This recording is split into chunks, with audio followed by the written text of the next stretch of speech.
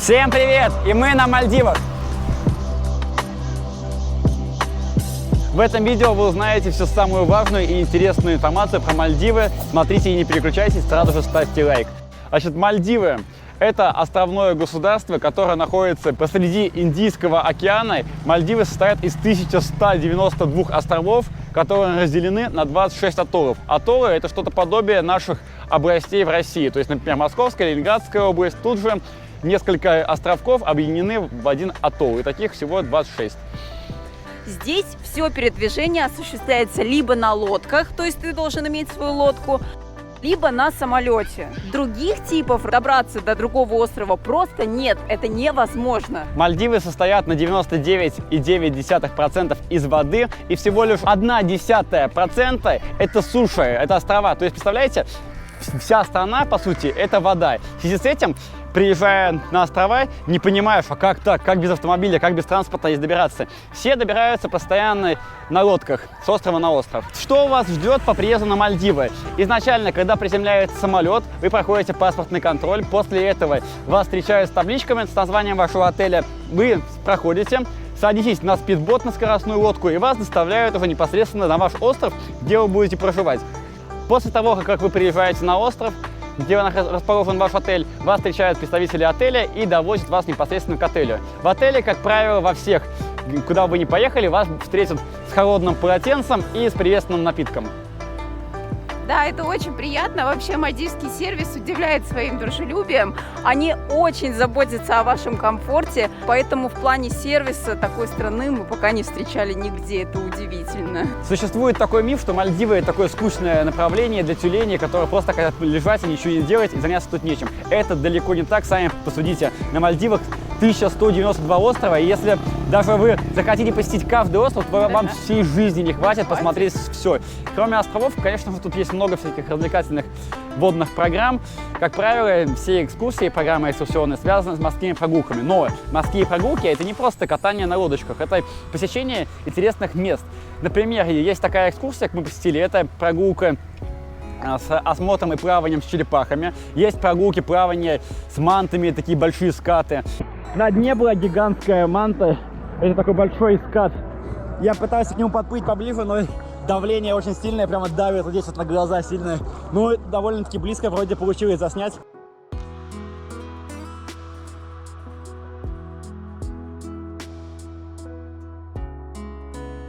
Да, Прогулки с китовыми акулами. С китовыми акулами, которые есть водятся, такие гигантские акулы, да, просто которые достигают по несколько метров в толщину и длину. И плавание с акулами, очень экстремальная программа, когда вы проплываете посреди Индийского океана и плаваете с акулами. Акулы такие прикольные, они называются акулы-няньки, такое интересное название у них. Они безопасны для человека, за всю историю Мальдив не было ни одного нападения акул на человека. Мы их сегодня даже трогали. Да, акулы-няньки, вот почему они называются, можно отдельно даже видео снимать, в связи с тем, что у них нету зуб, и вместо зубов и укусов они всасывают всю пищу, и вода фильтруется через жабры, а пища, планктон попадает им в желудок.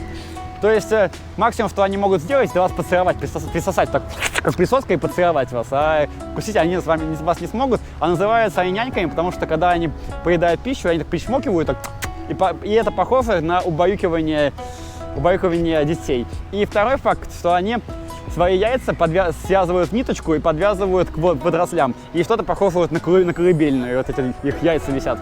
В общем, это удивительный подводный мир Мальдивы. Другого такого именно изобилия морских экскурсий мы не встречали нигде. Тем более вероятность увидеть скатов, больших нянек практически 100%. Что касается цен на Мальдивах и денег, то деньги местные – это руфи, но повсеместно здесь действует везде доллар. Поэтому вы можете не беспокоиться, можно на местные деньги не иметь, достаточно просто иметь при себе доллары. Но важная особенность мальдивцев – доллары должны быть очень хорошего качества, то есть доллары сильно мятые, какие-то порванные, они могут не принять. И еще важная особенность, что доллары должны быть новые, то есть дата выпуска должна быть старше 2009 года. И имейте в виду, что все, что вы будете здесь оплачивать, налоги не включены в стоимость, как правило.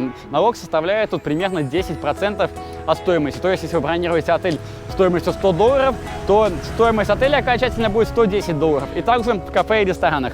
Да, везде налоги на сервис. Обычно сервис налоги составляет 10% от стоимости, 6% еще какой-то дополнительный налог. То есть обязательно, если бронируете отель, резорт самостоятельно, спрашивайте, это окончательная цена с налогом или нет, потому что потом это может в очень такую неожиданную доплату произвестись. Это реально очень важно.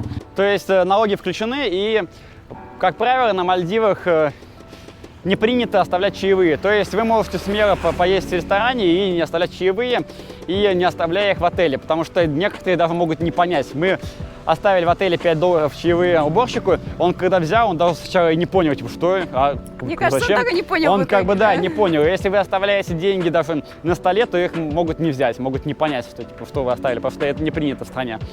Потом то, что у всех обычно с Мальдивами ассоциируется, это белоснежные пляжи, куча фруктов, солнце и так далее. На деле оказывается все немного иначе. Потому что фрукты, если и есть, они безумно дорогие. Местные их 100% не покупают. Точно так же относятся и к мороженому. Мы просто вообще были в шоке от цен на такие типичные продукты. Памятник Save Water. Берегите чистую воду. Он призывает местных жителей беречь пресную чистую воду, которая старая, тут мало и очень много тратит средств на ее очистку. В свою же очередь, местные жители очень берегут воду и заботятся об ее чистоте. Очень. Это так вот мапуши выглядят. Не зря, совершенно не зря в школе преподают уроки экологии. Уроки экологии – главный предмет. Что касается проживания, то, как правило, на Мальдивах проживание подразделяется на 3 вида. Первый вид – это проживание на островах-резортах. Это то, что показано в рекламе. Красивые белоснежные картинки, вычищенные до белого песка пляжи. То есть все идеально, чисто, негде упасть соломинки. Это острова-резорты, на котором находится всего лишь один отель. И весь остров – это и есть отель, то есть остров-резорт. Это первый вид проживания. Второй вид проживания – это локальные острова. Локальные острова – это острова, на которых проживают местные жители. И на них есть обычные отели, либо гестхаусы, небольшие отели на 5-10 номеров, которые создали сами местные жители. И третий вид проживания – это сафари-бот, то есть такие лодки, которые путешествуют по разным островам. И у вас есть отдельная каюта, и вы в ней ночуете, и вот так вот разъезжаете по разным островам, останавливаетесь то там, то там, то там, то здесь. На самом деле сафари-бот очень популярный, особенно среди европейцев, дайверов, которые любят менять локации постоянно, потому что им не важно жить где-то, им важен именно риф. Поэтому такой, да, вид отдыха здесь очень тоже популярен, но не среди наших туристов. Что касается местных жителей, то не стоит сравнивать жителей Мальдив с нашими русскими жителями. Здесь они росли в другой среде, совсем в других условиях, в другом социуме, на отдельных островах жили. Поэтому они, как правило, очень медлительные, спокойные, улыбчивые. Они стараются всегда помочь искренне. Это очень отличает мальдивцев от других жителей других стран. Потому что на Мальдивах действительно люди пытаются помочь. Они не пытаются нажиться, как-то обмануть, обхитрить себя. Вот, например, как сравнить Египет, в котором мы в прошлый раз отдыхали. В Египте постоянно чувствуется какой-то подвох. Они тебе говорят: привет, брат, заходи ко мне там вот в лавку, там, да, посмотри, сразу понимаешь, что это а в итоге тебя потом развод. пытаются просто развести на покупку какой-то ерунды, и если ты не покупаешь, тебя чуть ли не в спину посылают. Тут такого нету. Тут, если ты отказываешься, они как улыбнутся, скажут спасибо. Все всегда с вами поздороваются, скажут привет, как ты, как дела, как отдыхается. Краша, привет, до свидания, everything is fine, cheers. А в отеле также весь персонал очень приветливый, доброжелательный.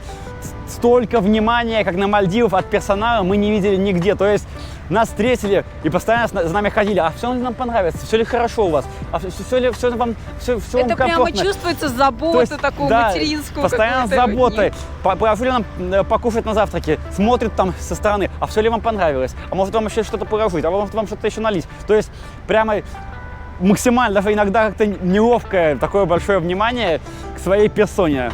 То есть как-то так. То есть открытость, честность, доброжелательность – это их основные качества. И за все время отдыха, за 2 недели, мы ни разу не видели, что кто-то где-то повысил на кого-то голос или ругался с кем-то. То есть максимально все тихо, спокойно, доброжелательно.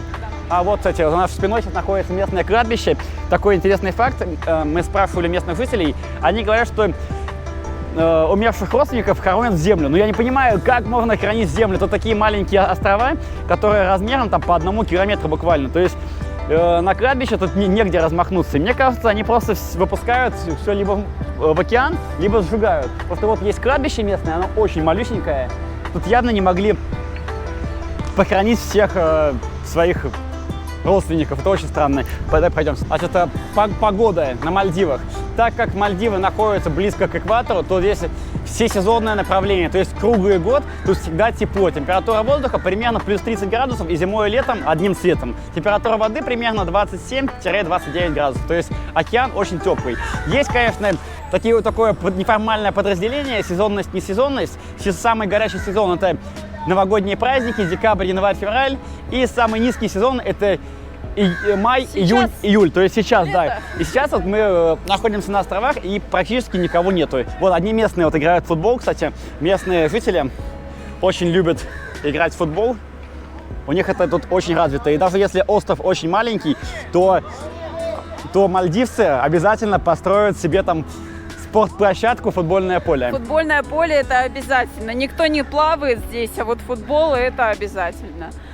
Если вы решили остановиться на острове локальном, обращаем внимание, что лучше все-таки расположиться подальше от аэропорта. Чем дальше вы будете аэропорта, тем уединеннее ваш отдых будет происходить. И тем чище будет пляжа. Да, мы отдыхали на острове Дангети, можете отдельно посмотреть ролик об этом острове. Здесь очень важно различие между отдыхом, например, на Маафуше, который находится в 20-15 минут от аэропорта, и Дангети, которые находятся больше, чем в 100 километрах от аэропорта. На Дангети мы не видели ни души, ни на пляже, ни в городе, вообще нигде. Здесь очень много туристов, очень много отдыхающих, ну и, разумеется, инфраструктуры для них больше. То есть на Маафуше очень много баров, ресторанов, магазинов, туристов, на пляже много народу. Если вы любите такой движ, Маафуш вам подойдет отлично. Если локальный остров вы хотите более уединенный, выбирайте его подальше от аэропорта. Да, то есть это логично. Маля — это самая густонаселенная столица вообще, в принципе, город во всем мире. Просто на 6 квадратных метров приходится 200 тысяч жителей. Население Мальдив всего 400 тысяч человек, а в Мале, маленьком городке, находится каждый второй житель, потому что все стараются переехать в столицу. Как у нас в России, все пытаются жить в Москве, заработать больше денег. И тут все пытаются переехать в Мале.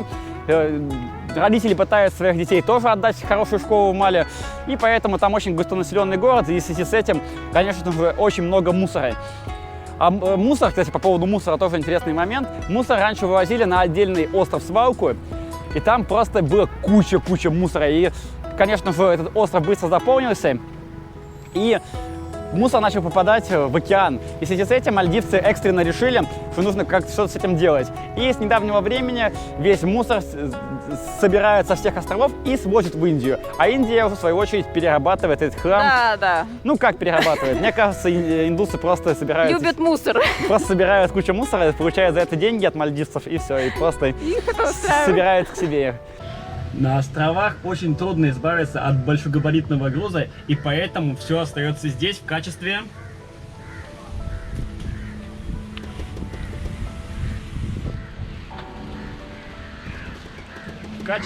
антиквариата.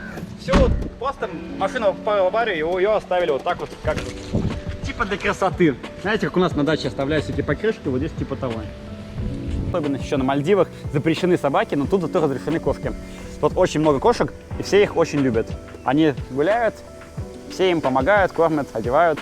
По поводу еще местных жителей мы забыли сказать. Здесь есть единственная религия, это ислам. 100% населения исповедует ислам. Других религий тут просто не существует. Если вы даже хотите получить когда-либо гражданство на Мальдивах, то вы обязаны будете принять ислам. Это самая мусульманская страна в мире, 100% населения. Как раз с правой стороны находится одна из мечетей. На Маафуше мечети вообще 2. Ну, удивительно, мы из своего отеля их практически не слышим. Вот такая вот особенность. Да, и на локальных островах, как правило, обязательно должна быть мечеть, чтобы местные могли молиться. И как мы уже сказали, что почему нельзя купаться на пляжах не голышом, почему нельзя купаться на пляжах Бикини, да. в купальниках, с тем, что это связано с религией. Поэтому для туристов сделаны отдельные пляжи, Бикини-бич называется, и там купаются только туристы, они могут купаться там в купальниках, а местным туда вход запрещен. Да. Если вы живете на локальном острове, купаться везде в купальниках, как мы привыкли, нельзя. Нужно следовать особым правилам, которые указаны на таких табличках. Плечи и колени должны быть прикрыты. Купаться в купальниках или в плавках, даже в парео, на таких пляжах нельзя. Нужно обязательно выглядеть так же. Либо, если вы хотите купаться в купальниках, не проблема, но пользуйтесь услугами бикини-пляжа. Бикини-пляжи – это такие огороженные пляжи специальные для туристов, которые закрыты вот таким вот черным забором, и там можно купаться, как мы привыкли, это в плавках и купальниках. Можно без всего купаться даже, Нет, без там всего- всё равно никого нет. Без всего голыми, конечно, нельзя, ну, хотя как хотите, можно и голыми. Здесь есть все для хорошего отдыха. Душевые, туалеты, замечательный океан и даже водные виды спорта. Здесь практически никого нет, и ваш отдых пройдет Идеально. Кстати, сейчас справа от нас полицейский участок, а сзади меня тюрьма. Это даже отдельная история, что на Мафуше находится самая большая тюрьма в Мальдивах. Но за моей спиной в ней заключено более 500 заключенных со всех Мальдив. В этой тюрьме даже находится самый такой вот известный, наверное, заключенный. Это бывший президент Мальдив. В 2012 году его приговорили к 13 годам колонии за то, что он неправильно осудил главу уголовного розыска. Представляете? То есть президента посадили. И я вот подумал, если бы везде были бы такие справедливые законы, то в кое-какой стране бы, возможно, тоже осудили бы президент. Ну, не будем об этом. Вот, снимаю втихаря, потому что тут нельзя снимать. Вот так она выглядит, там двойной забор.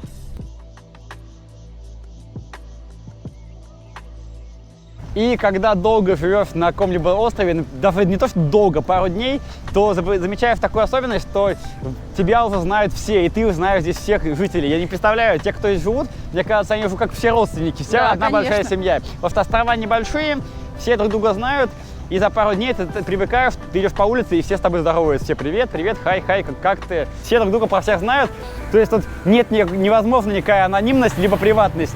Тут не то, что в семьях, понятное дело, в семьях, да, которые живут все в одном помещении, там вообще никакой приватности, нет Да, никакого да. личного пространства. Мне кажется, вот вообще, в принципе, весь остров все про всех знает, кто с кем, что, когда и почему. У них новости глобального плана не интересуют вообще. Их интересуют именно такие семейные драмы, знаете. Да, есть такая, кстати, вот поговорка, пословица, типа no shoes, no news, типа никакой обуви, никаких новостей. Да. Тут нету. Везде песок, обувь не нужна. Новости где-то находятся очень далеко, за океаном. Они их совершенно не волнуют. Поэтому танцуем, наслаждаемся жизнью.